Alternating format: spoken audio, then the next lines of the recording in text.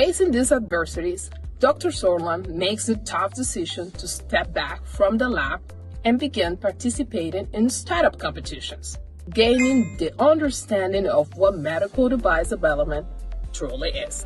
His effort paid off when he secures a place in a startup incubator that promises 2 to 3 years of financial support.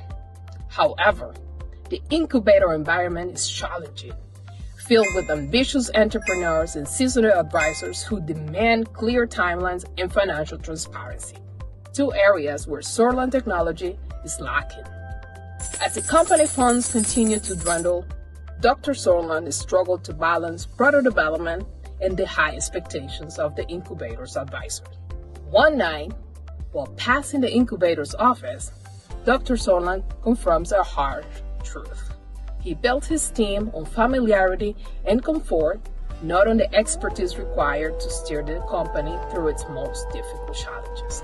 With the runway shrinking and the time running out, he realizes he must refocus the team and bring in the right talent if Zorlan Technologies is to survive and succeed. To be continued.